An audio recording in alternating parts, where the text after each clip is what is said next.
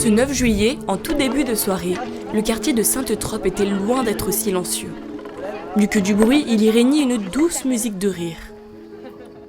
Cette année, on a eu la volonté d'ouvrir l'événement aussi au quartier Sainte-Trope, parce que depuis le début, c'est à Besson. Donc élargir et aussi proposer des activités dans ce quartier qui est rentré en zone prioritaire. Pour cette 3e édition de l'été culturel, de nombreux acteurs locaux sont venus amuser les enfants qui n'ont pas toujours la chance de pouvoir partir en vacances.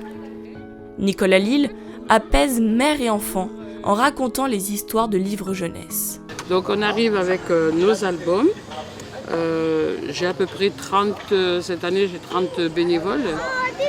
Donc on est dans plusieurs écoles, surtout dans les quartiers défavorisés.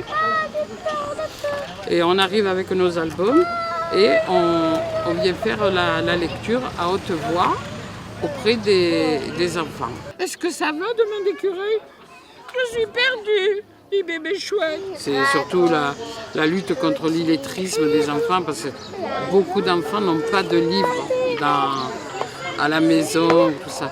Donc on essaie de leur donner le goût de la lecture. La ludosphère divertit les jeunes avec ses jeux en bois et de société. Petits et grands ont partagé un beau moment autour du jeu.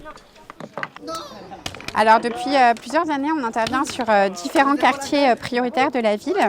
Et aujourd'hui, on est venu tester un nouveau territoire qui est donc le quartier de Sainte-Trope. Et c'est vrai que Sainte-Trope, il n'y avait pas encore finalement d'animation qui était prévue. Et la politique de la ville pensait que c'était important de pouvoir proposer quelque chose au public parce qu'il y a plein d'enfants qui demandent que ça, d'avoir des activités. Pour tous ceux qui recherchent un peu de fantaisie, le cirque propose l'apprentissage des assiettes chinoises, du bâton du diable, de la jonglerie et de la slackline. Tant d'activités qui font rêver les enfants. Le CIAM, Centre international des arts en mouvement, est ouvert à tous. Il nous permet de recréer du lien entre écosystème territorial et culture. Et pour cet événement, c'est un objectif réussi.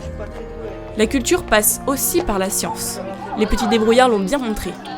Les enfants ont pu expérimenter la chimie à travers des expériences autant amusantes qu'intelligentes ou même esthétiques.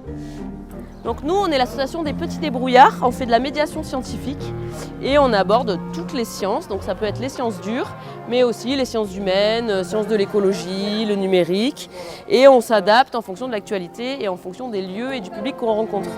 Parmi les acteurs présents, on pouvait aussi compter sur le centre socio-culturel Aix-Nord et l'ADAP 13, association départementale pour le développement des actions de prévention des Bouches-du-Rhône.